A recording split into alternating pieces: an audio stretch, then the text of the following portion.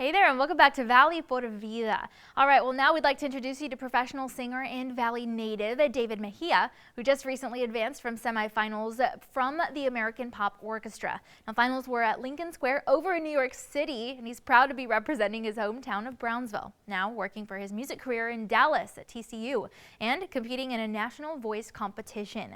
He's currently in various ensembles, including those you see on screen, and you can check out his original song on Spotify and Apple Music, as well as streaming devices on all platforms. So for now, we'd like to congratulate David on being top 5 for the Texoma National Association for Teachers of Singing competition and nationals next summer, and of course for his various accomplishments thus far. So here he is with more. Good morning. My name is David Mejia. Thank you so much for having me here on this morning, and I'm here to discuss kind of the realms of what it means to be a professional vocalist and performer here in Dallas, Fort Worth. So I grew up in Brownsville, Texas. I grew up there for about 18 years. I went to school at Homer Hanna Early College High School. I started getting involved in singing and performing back in middle school at Oliveira Middle School.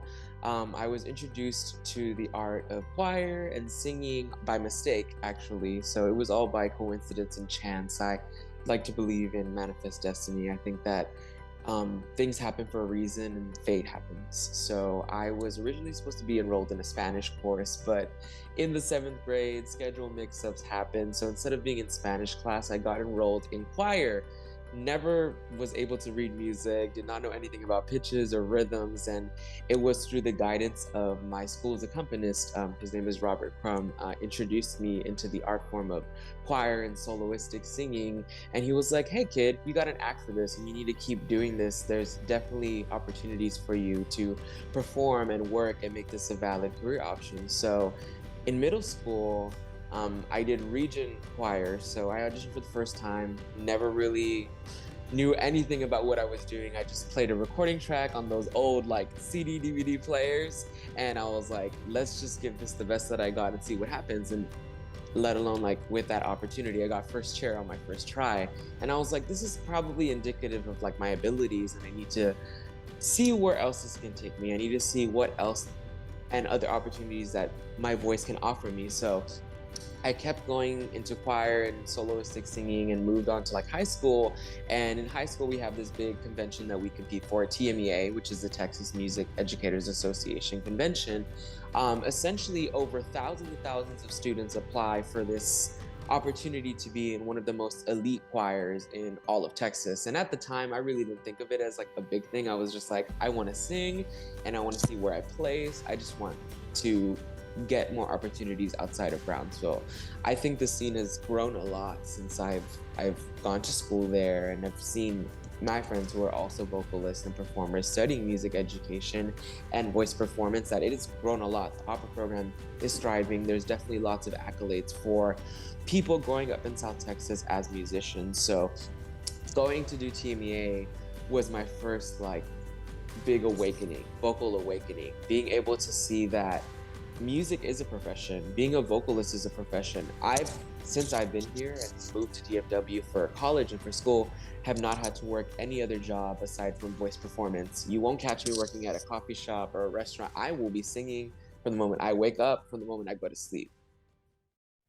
Congrats to David on all his music accomplishments. All right, well, that's all we've got for now, but thanks again for joining us today, and be sure to tune in again next time because we'll have a lot more in store for you. But for now, don't forget to follow our team on social media to see everything that we've got coming up for the show, and it's your chance to interact with us. And don't forget, you can also visit valleycentral.com if you'd like to rewatch some of today's favorite segments. We've got a whole bunch more to talk about next time on Valley por Vida. We'll see you then.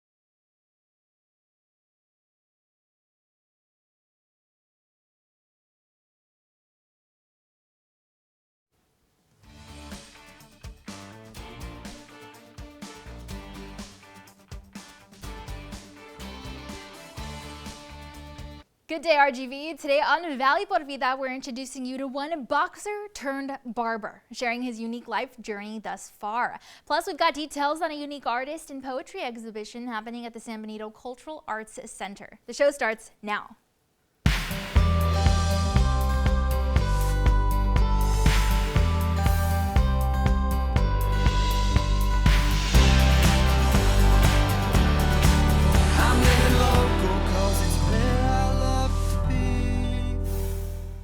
Hi there, and thanks again for joining us here on Valley por Vida. I'm your host, Danielle Banda.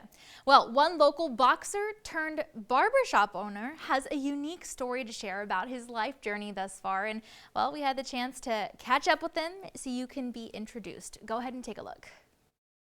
My name is Gilbert Guevara. Right now I'm 37 years old. I started boxing as a little kid. I was 10, maybe 11 years old. Fought my first fight at 12, and that first fight really changed my perspective in pretty much everything in my life. Like, I decided at that age that what I wanted to be. I turned pro at 19, and I kept fighting.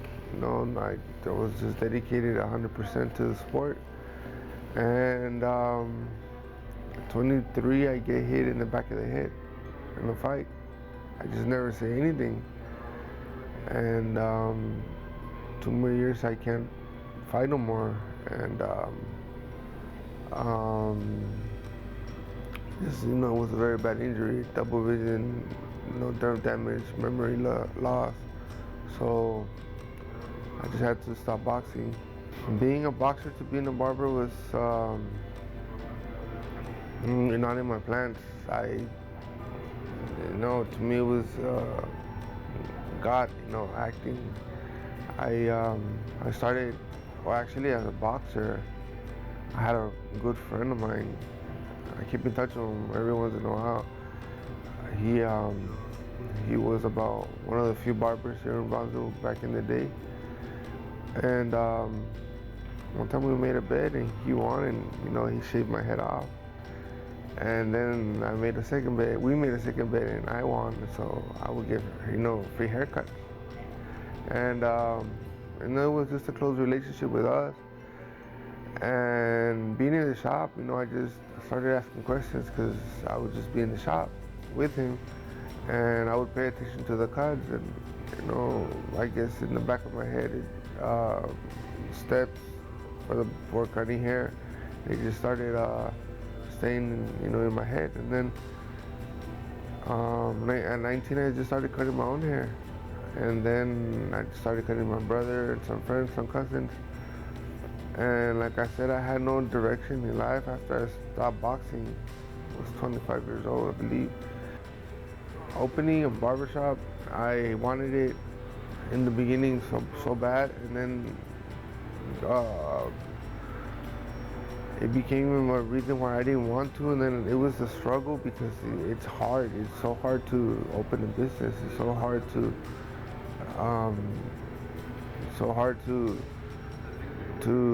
deal with barbers. It's so hard. It's just like any other business. Any business owner that is listening would understand that it's very hard to do it. But it just happened that the owner that was here, we were talking one day, and I just asked him, hey, well, show me the shop. All right, let's take a commercial break, and then we've got a look at a couple of other commercials. But as soon as we come back, we're going to dive into all that's going on at the San Benito Cultural Arts Center.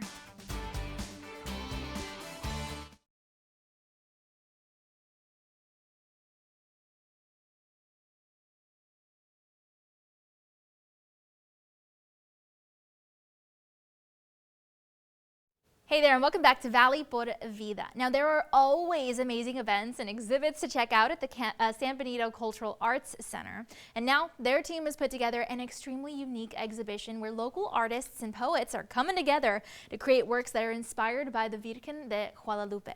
It's actually going to be their 4th iteration of the annual exhibit, and so we dropped by just for your inside look.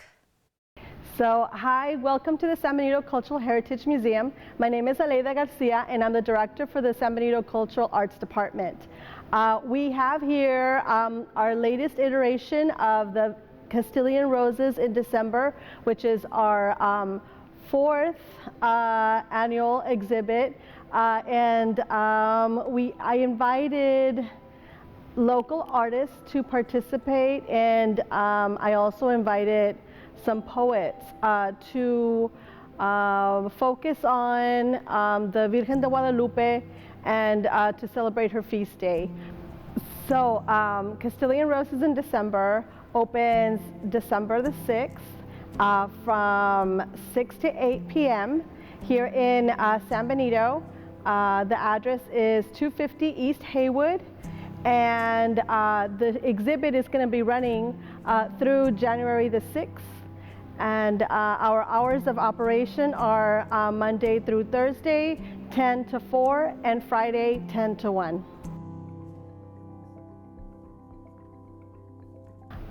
So every year I invite artists, and sometimes we get to grow our list. And so the work itself is new work. So they get to explore the theme, they get to explore what the Virgen de Guadalupe represents to them.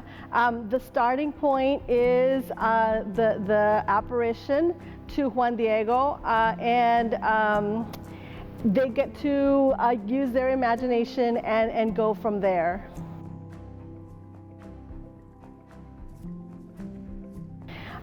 What I do is I like to showcase our local talent, and we get to really get a feel for the style, the different style that's here. We get to see what the artists are doing right now.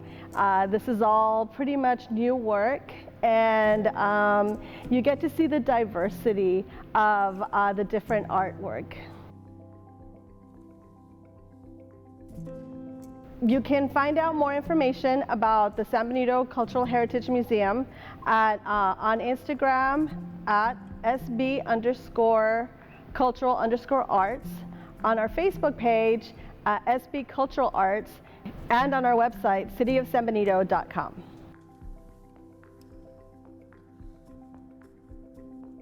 I'd like to invite everybody to come to the San Benito Cultural Heritage Museum December 6th through January 8th, 2023. All right, you have till January the 8th, like she said, and we hope you do get a chance to attend the event. And if you do, be sure to share your photographs and overall experience with us online. You can find our team on social media for that and for exclusive behind-the-scenes peeks that we've got coming up for the show. And it's your chance to have your comment or your question featured on air. And as always, don't forget you can visit valleycentral.com to rewatch some of today's segments. We've got that and so much more next time on Valley por Vida. We'll see you then.